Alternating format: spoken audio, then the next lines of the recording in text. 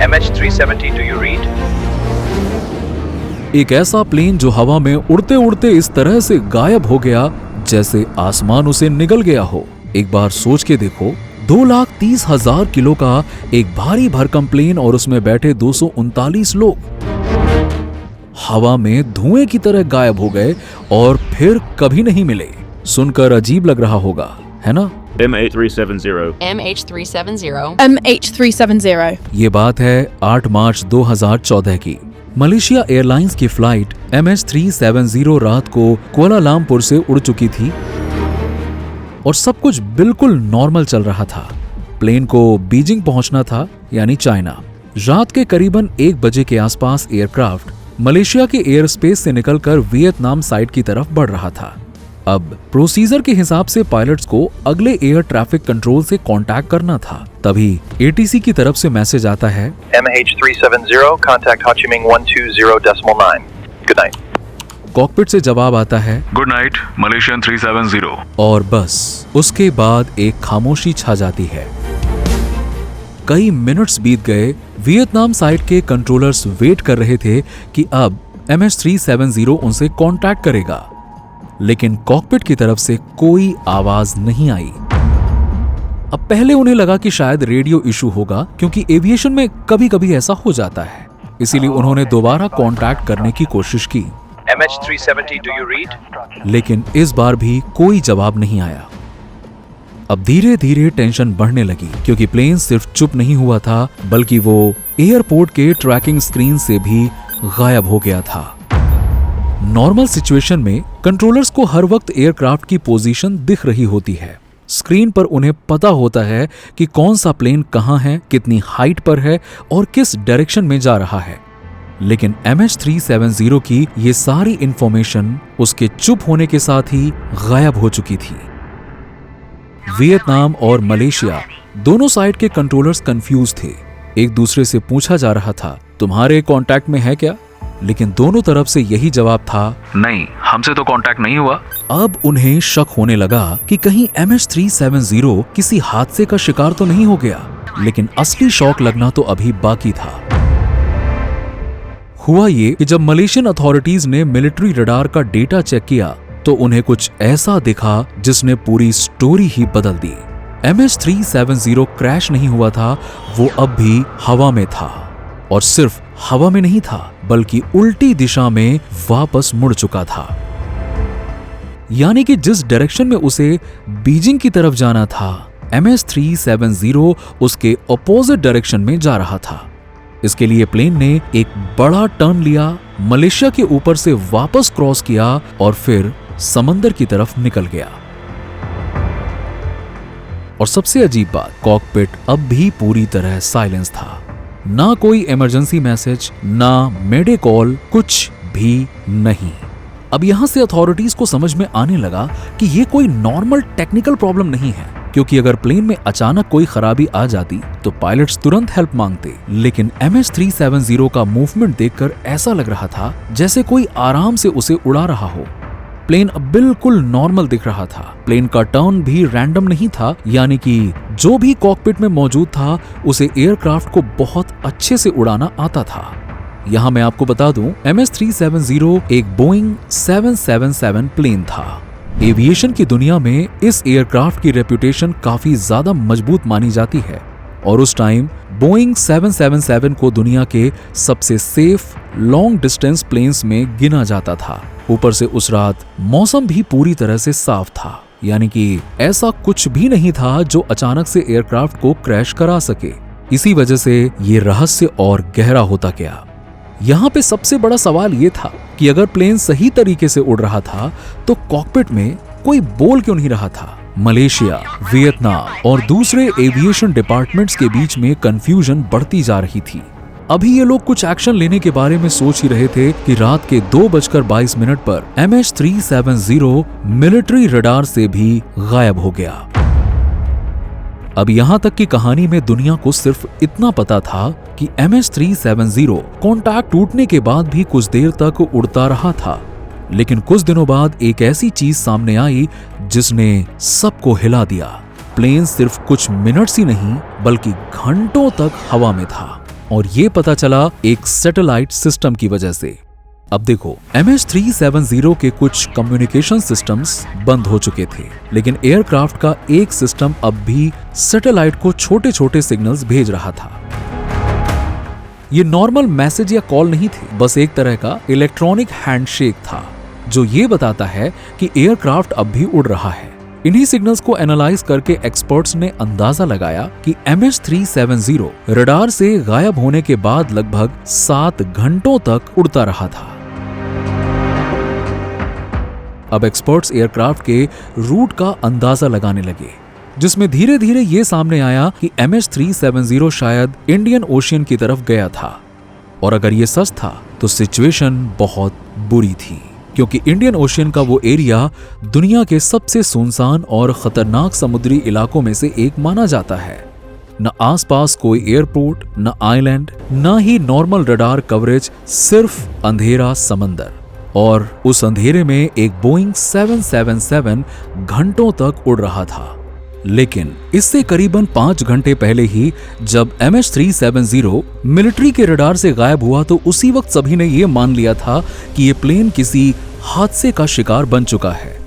इसीलिए उसे ढूंढने के लिए सुबह के 5:30 बजे ही Kuala Lumpur aeronautical rescue coordination centre ने सर्च ऑपरेशन शुरू कर दिया। लेकिन यह खोजबीन इतनी आसान नहीं होने वाली थी जितना उस वक्त लग रही थी, क्योंकि यहाँ प्रॉब्लम सिर्फ एक गायब हुए प्लेन की नहीं थी। प्रॉब्लम ये थी कि किसी को पता ही नहीं था कि प्लेन को ढूंढना कहाँ है। शुरू के काफी टाइम तक सर्च ऑपरेशन पूरी तरह से गलत डायरेक्शन में चल रहा था, क्योंकि अथॉरिटीज को पहले ये लगा था कि MH370 वियतनाम की तरफ जाते हुए कहीं क्रैश हुआ होगा। इसीलिए शिप्स और एयरक्राफ्ट साउथ चाइना सी की तरफ भेजे गए। लेकिन बाद में जब मिलिट्री रडार और सैटेलाइट डेटा सामने आया तब समझ में आया कि प्लेन तो उल्टी तरफ यानी कि दूसरी तरफ निकल गया था। इसीलिए इस पूरे खोज को उठाकर इंडियन ओशियन की तरफ शिफ्ट किया गया और इस तरह से धीरे धीरे दुनिया का सबसे बड़ा एविएशन सर्च ऑपरेशन शुरू हुआ, जिसमें मलेशिया, चाइना, ऑस्ट्रेलिया, अमेरिका और कई दूसरे देश शामिल हुए। शुरुआती दिनों में ही दर्जनों मिलिट्री शिप्स, पेट्रोल वेसल्स और सर्विलियंस एयरक्राफ्ट सर्च में लगा दिए गए। अमेरिका ने अपने लॉन्ग रेंज सर्विलियंस एयरक्राफ्ट भेजे, चाइना ने कई नेवल शिप्स उतार दिए, जबकि ऑस्ट्रेलिया बाद में पूरे अंडर वाटर सर्च ऑपरेशन का मेन सेंटर बन गया। सैटेलाइट से समुद्र के लाखों स्क्वायर किलोमीटर एरिया की लगातार इमेज स्कैन की जाने लगी। अंडर वाटर सर्च ही अकेले करीबन 1,20,000 स्क्वायर किलोमीटर से ज्यादा के एरिया में की गई। और आपको बता दूं कि ये पूरे साउथ कोरिया देश के साइज से भी बड़ा था। इसीलिए सर्च टीम्स को डीप सी सोनार सिस्टम्स, हाई रेजोल्यूशन सी बेड मैपिंग और रोबोटिक अंडर वाटर व्हीकल्स तक इस्तेमाल करने पड़े। ये रोबोटिक सबमरीन्स समंदर के नीचे जाकर सोनार की मदद से पूरा 3D मैप बना रही थीं, ताकि बोइंग 77 के इंजन जितनी बड़ी चीज भी डिटेक्ट की जा सके। लेकिन इतनी मैसिव सर्च के बावजूद इन्वेस्टिगेटर्स को कोई साफ जवाब नहीं मिल रहा था। ऊपर से इंडियन ओशियन का मौसम अलग से परेशानी बढ़ा रहा था। तेज हवाएं और बड़ी बड़ी लहरें सर्च टीम को बार बार स्लो कर रही थीं और काम में बाधा डाल रही थीं।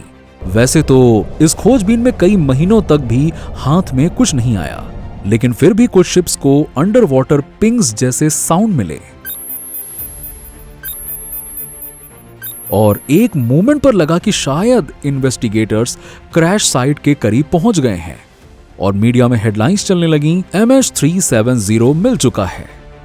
लेकिन बाद में पता चला कि वो सिग्नल्स भरोसेमंद नहीं थे। इसी तरह से कई बार अंडर वाटर सिग्नल्स मिलने पर लगा कि शायद ब्लैक बॉक्स लोकेट हो गया, लेकिन बाद में वो लीड्स भी गलत निकली और सर्च फिर से 0 पर आ गई। दिन, हफ्ते, महीने और यहां तक कि साल बीतने लगे, लेकिन प्लेन का कोई सुराग हाथ नहीं लगा। धीरे धीरे दुनिया को भी ये एहसास होने लगा कि MH370 को शायद कभी ढूंढा ही नहीं जा सकेगा। और सबसे बुरा हाल तो इस प्लेन में बैठे लोगों के परिवारों का था, क्योंकि प्लेन के साथ क्या हुआ, कोई जिंदा बचा या नहीं, किसी को कुछ भी नहीं पता था। आगे बढ़ने से पहले एक छोटी सी रिक्वेस्ट है, अगर आपको ये कहानी इंटरेस्टिंग लग रही है तो वीडियो को लाइक कर दीजिए और चैनल को सब्सक्राइब जरूर कर लीजिएगा, ताकि ऐसी ही और सच्ची और हैरान कर देने वाली कहानियां हम आप तक पहुंचाते रहें। चलिए कहानी में वापस आते हैं। जैसे जैसे समय बीता, इन्वेस्टिगेशन का फोकस धीरे धीरे कॉकपिट की तरफ जाने लगा और सबसे ज्यादा डिस्कशन एक ही इंसान को लेकर हो रही थी, कैप्टन जहारी अहमद शाह। हालांकि वो कोई नौसिखिए पायलट तो नहीं थे, उनके पास 18,000 से ज्यादा फ्लाइंग आवर्स का एक्सपीरियंस था। एविएशन सर्कल्स में उनकी इमेज एक स्किल्ड और ठंडे दिमाग वाले पायलट की मानी जाती थी और बोइंग 777 जैसे एयरक्राफ्ट वो सालों से उड़ा रहे थे। इसीलिए शुरुआत में काफी लोगों को लगा ही नहीं कि उन पर कभी शक भी किया जा सकता है। लेकिन फिर इन्वेस्टिगेटर्स को उनके घर से एक चीज मिली, एक होम फ्लाइट सिमुलेटर। अब सिमुलेटर होना खुद में एक अजीब बात नहीं थी, क्योंकि बहुत से प्रोफेशनल पायलट्स घर पर प्रैक्टिस के लिए सिमुलेटर्स यूज करते हैं। लेकिन इशू तब हुआ जब इन्वेस्टिगेटर्स ने उनकी डिलीटेड फाइल्स रिकवर करने की कोशिश की, क्योंकि रिकवरी के बाद सिमुलेटर में कुछ ऐसे फ्लाइट पाथ मिले जो इंडियन ओशियन की डायरेक्शन से मिलते जुलते थे। और बस यहीं से इंटरनेट पर एक थियरी वायरल हो गई कि MS-370 को कैप्टन जहीरी अहमद शाह के द्वारा जानबूझकर मौत की तरफ ले जाया गया था। और कॉकपिट में जो कुछ हुआ वो सब कुछ पहले से प्लान था। ये थियरी बहुत से लोगों को इसलिए भी सच लगती है क्योंकि MS-370 का मूवमेंट काफी कंट्रोल में दिखा था। लेकिन यहां पे प्रॉब्लम ये है कि इस थियरी का कोई भी सॉलिड प्रूफ कभी नहीं मिला और ये कभी प्रूफ नहीं हो पाया कि कैप्टन जहीरी ने जानबूझकर एयरक्राफ्ट क्रैश किया था। खैर, इस सब के बीच सर्च ऑपरेशन को शुरू हुए अब 1.5 साल बीत चुका था और लोगों को अब इससे कोई खास उम्मीद नहीं थी। वो ये मान चुके थे कि इस प्लेन का कभी कुछ भी पता नहीं चल पाएगा। लेकिन तभी अचानक पहली बार कुछ ऐसा हुआ जिसने पूरी दुनिया का ध्यान दोबारा इस केस की तरफ खींच लिया। लोगों की उम्मीद फिर से जाग गई कि अब तो MS-370 की मिस्ट्री सच में सॉल्व हो जाएगी, क्योंकि सर्च टीम को एक बहुत बड़ा सुराग मिला था। दरअसल हुआ ये कि जुलाई 2015 में इंडियन ओशियन के एक छोटे से आइलैंड रियूनियन पर एक अजीब सा एयरक्राफ्ट का टुकड़ा मिला। पहले किसी को कंफर्म नहीं था कि ये क्या है, लेकिन जब एक्सपर्ट्स ने उसकी जांच की तो पता चला कि वो एक फ्लैपरन था, जो एयरक्राफ्ट के विंग का एक इंपॉर्टेंट हिस्सा होता है। और कुछ टाइम बाद ऑफिशियली ये कंफर्म कर दिया गया कि ये MS-370 का हिस्सा है। और ये पहली बार था जब दुनिया के सामने फिजिकली प्रूफ हुआ कि एयरक्राफ्ट सच में इंडियन ओशियन में गया था। सिर्फ यही नहीं, इसके बाद धीरे धीरे और भी टुकड़े मिलने लगे। इंडियन ओशियन के अलग अलग इलाकों जैसे कि मोजाम्बिक, तंजानिया और मेडागास्कर वगैरह वगैरह में MS-370 के अलग अलग टुकड़े मिले। एक्सपर्ट्स ने इन टुकड़ों की मदद से समुद्र के बहाव को स्टडी करना शुरू किया, साथ ही समंदर के पानी का फ्लो और हवा की डायरेक्शन तक एनालाइज की गई। यहां तक कि एयरक्राफ्ट के टुकड़ों पर चिपके हुए छोटे छोटे कीड़ों को देखकर एक्सपर्ट्स ने यह अंदाजा लगाने की कोशिश की थी कि प्लेन का मलबा कितने टाइम तक पानी में रहा होगा और किस डायरेक्शन से ट्रैवल करके आया होगा। लेकिन इतनी रिसर्च के बाद भी इस केस की सबसे इंपॉर्टेंट चीज कभी किसी को नहीं मिली, ब्लैक बॉक्स। न कॉकपिट वॉइस रिकॉर्डर मिला, न फ्लाइट डेटा रिकॉर्डर, और इन दोनों चीजों के बिना इन्वेस्टिगेटर्स कभी भी उस जगह का पता नहीं लगा पाए जहां ये प्लेन क्रैश हुआ था। मतलब इतने सारे सुराग और प्लेन के अलग अलग टुकड़े मिलने के बावजूद भी ये गुत्थी अब भी वैसी की वैसी ही थी जैसे सर्च ऑपरेशन शुरू होने के पहले दिन थी। पर हाँ, प्लेन के ये टुकड़े मिलने से इतना जरूर हुआ कि लोगों ने अपने हिसाब से अलग अलग नतीजे निकालना शुरू कर दिए और इंटरनेट पर तरह तरह की थियरीज बनना शुरू हो गईं, जिसमें हर एक की अपनी अलग कहानी थी। कोई बोल रहा था प्लेन हाईजैक हुआ, लेकिन अगर हाईजैक हुआ था तो कोई डिमांड क्यों नहीं आई। कुछ एक्सपर्ट्स ने बोला कि शायद एयरक्राफ्ट में इलेक्ट्रिकल फायर हुआ हो और कॉकपिट क्रू स्मोक से बचने के लिए रूट चेंज कर रहा हो। लेकिन सवाल फिर से वही आता है, अगर इमरजेंसी थी तो पायलट ने हेल्प क्यों नहीं मांगी, मेडे कॉल क्यों नहीं की गई। किसी ने कहा कि यह सीक्रेट मिलिट्री ऑपरेशन की वजह से क्रैश हुआ। यहां तक कि इस हादसे को एलियंस के साथ भी जोड़ दिया गया।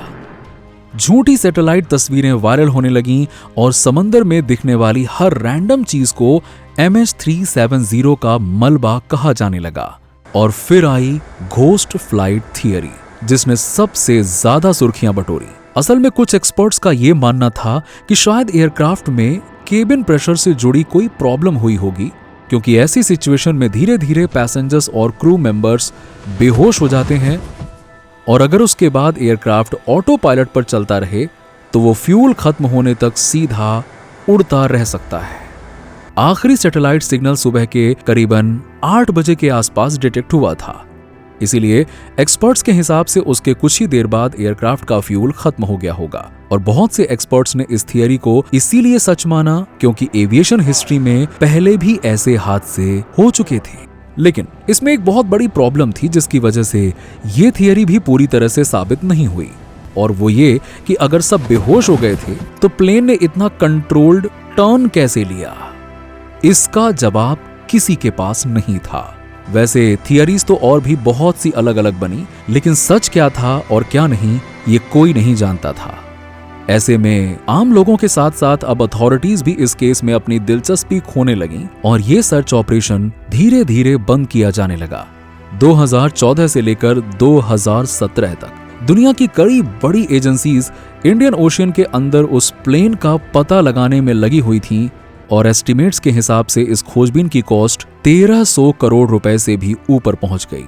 इस वजह से MH370 की सर्च को आज भी एविएशन हिस्ट्री का सबसे महंगा सर्च ऑपरेशन माना जाता है। हजारों करोड़ रुपए खर्च हुए, लाखों स्क्वायर किलोमीटर समंदर छाना गया, दुनिया की सबसे बड़ी एडवांस्ड टेक्नोलॉजी तक इस्तेमाल कर ली गई, लेकिन हासिल क्या हुआ? कुछ भी नहीं। आज इस हादसे को 12 साल बीत चुके हैं, लेकिन आज भी कोई नहीं जानता कि इंडियन ओशियन के ऊपर उस रात MH370 के साथ में हुआ क्या था। और शायद ये मिस्ट्री अब कभी सॉल्व नहीं हो पाएगी।